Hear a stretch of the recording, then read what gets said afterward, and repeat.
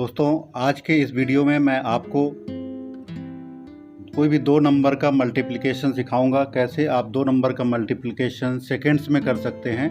Means अगर आप calculator भी लेते हैं तो उस पर जितना फीड करके आप कैलकुलेट करके रिजल्ट निकालने में जो टाइम लगेगा वही टाइम आपको यहाँ लगने वाला है। हम दो नंबर ले रहे हैं 72 इंटू 78। आप देखिए, इसका मैं आंसर लिखता हूँ। ये इसका आंसर हो गया। आप कैलकुलेटर से भी करेंगे तब भी इतना ही टाइम लगने वाला है। एक मैं दूसरा नंबर लेता हूँ 84 इंटू 86। ये कोई रटी हुई कैलकुलेशन नहीं है, आप लोग इसको ध्यान से देखिए। अभी मैं इसकी ट्रिक भी बताता हूँ आपको कि कैसे आप इसको यूज कर सकते हैं। ये देखिए, दो नंबर मैंने लिया, दोनों का आपको आंसर लिख दिया। अगर एक नंबर हम और लेते हैं 63 इंटू 67।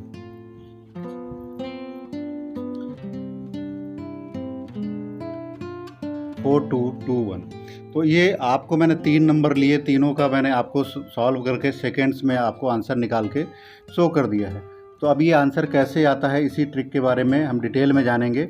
इससे पहले कि अगर आपको मैंने एक और वीडियो बनाया था जिसमें बताया था किसी भी नंबर के लास्ट डिजिट अगर 5 है तो उसका स्क्वायर निकालना कैसे है, उसका सबसे आसान ट्रिक मैंने बताई थी।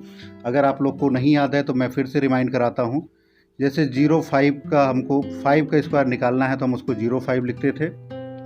इसका स्क्वायर करना था, हम सबसे पहले 5 का स्क्वायर करते थे 25, और यहाँ पे जो भी नंबर था इससे एक डिजिट बढ़ा के और मल्टीप्लाई करते थे। तो 0 इंटू 1 करेंगे तो 0 ही आएगा, तो इसका 25 आता था। अगर हम बात करें 15 की, 15 का स्क्वायर करने का मतलब 15 इंटू 15। तो यहाँ पे आप देखिए आंसर क्या आता था 25, और यहाँ पे आप एक डिजिट बढ़ा के 1 है तो 2, 1 इंटू 2 तो 225। इसी तरह अगर हम 25 का निकालते थे तो 25 इंटू 25, तो यहाँ का जो आपको आंसर आता था 5 5 जो 25 और 2 और इसका नेक्स्ट डिजिट 3, 2 इंटू 3 तो 6। तो इस तरह से आप जब 5 का स्क्वायर निकालते थे तो इस तरह से आपका आंसर आता था। सेम कॉन्सेप्ट को, इसी कॉन्सेप्ट को आप समझना है और इसी कॉन्सेप्ट को अप्लाई करके आपको और भी मल्टीप्लिकेशन करना है। सपोज कीजिए हम एक एग्जांपल लेते हैं 4248। हमने एक एग्जांपल लिया। अब अगर हम इसका आंसर निकालना है तो 8 2 जा 16 और 4 5 जा 20। ये आपका आंसर हो गया 2016। इस तरह आप किसी भी नंबर को मल्टीप्लाई करके बहुत ही आसानी से आंसर लिख सकते हैं। उसके लिए सबसे पहले आपको बस यही कॉन्सेप्ट समझने की ज़रूरत है। अगर एक हम और एग्जांपल लेते हैं, अगर इसको हम समझें 64 इंटू 66। अगर आपको इसका आंसर लिखना है तो क्या होगा, तो सबसे पहले आप करिए 6 4 जा 24 और 6 का नेक्स्ट डिजिट आप लीजिए 7, तो ये आया 4224। इस तरह से आप किसी भी दो नंबर का मल्टीप्लाई करके सेकेंड्स में आंसर दे सकते हैं, जो कि कैलकुलेटर से पहले आप लोग इसका आंसर निकाल सकते हैं। अगर आपको कैलकुलेटर पे यही डिटेल फीड करना होगा और उसके बाद आंसर निकालेंगे, लेकिन यहाँ पर आप क्वेश्चन को देख के ही आप लोग आंसर बता पाएंगे। आप समझते हैं इसके पीछे का रीज़न। जैसे 85 का आपको स्क्वायर निकालना है तो 85 इंटू 85 आप करते थे। आपने सबसे पहले इन दोनों का मल्टीप्लाई किया, 5 5 जा 25, और 8 का जो नेक्स्ट डिजिट है 9, तो वो आता था आपका 72, तो 7225। ये आपका मल्टीप्लाई करने पे आंसर आ गया। तो इस तरह आप इसमें अब देखिए कॉमन क्या है, तो लास्ट के दो जो यूनिट डिजिट है कि इस नंबर का जो यूनिट डिजिट है, जो वंस डिजिट है आप कह लीजिए, उनका जो टोटल है वो 10 आता है। देखिए 5 + 5 हमेशा 10 आएगा, और 8 ये सेम होगा। मीन्स 10th डिजिट सेम होगा, यूनिट डिजिट का टोटल जो होगा 10 होगा।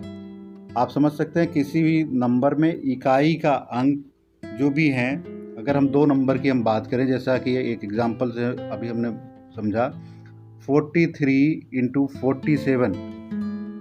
यहाँ पे आप देखिए 10th डिजिट 4 है मीन्स दहाई का अंक जो है वो 4 है, और यूनिट डिजिट इकाई का अंक जो है उनका टोटल जो है 7 और 3 10 आता है। इस तरह के किसी भी नंबर को मल्टीप्लाई करने के लिए जो कॉन्सेप्ट है, आप यूनिट डिजिट को मल्टीप्लाई कीजिए, 7 3 जा 21, और जो 10th डिजिट है जो दहाई का अंक है उसमें एक अंक प्लस करके मल्टीप्लाई कर दीजिए 4, और इसका नेक्स्ट डिजिट जो होगा 5, 4 × 5 20।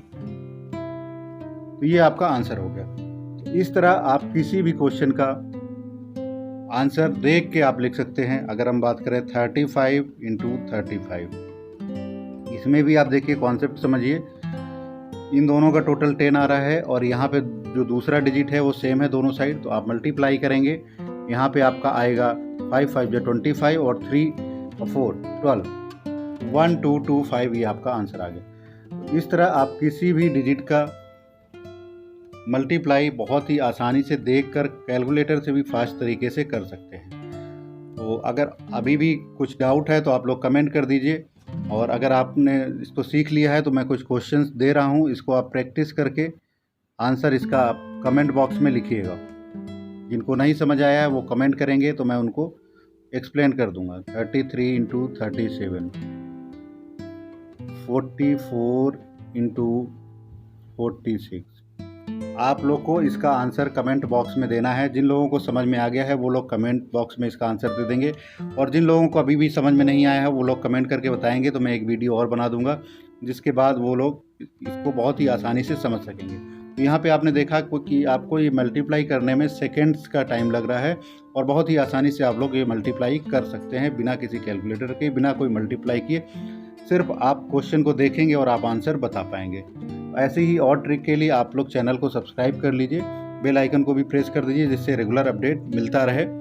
और आपकी जानकारी के लिए बता दूं कि ये चैनल हम लोगों ने बनाया है कि जो लोग ट्यूशन की फ़ी पे नहीं कर पा रहे हैं उनको फ्री में शिक्षा मिल सके। तो आप लोग जो लोग इसके लिए हैं, जिनको ज़रूरत है, उन लोगों तक ये वीडियो शेयर कीजिए, पहुँचाइए। धन्यवाद। Thanks for watching. Please like, share and subscribe our channel.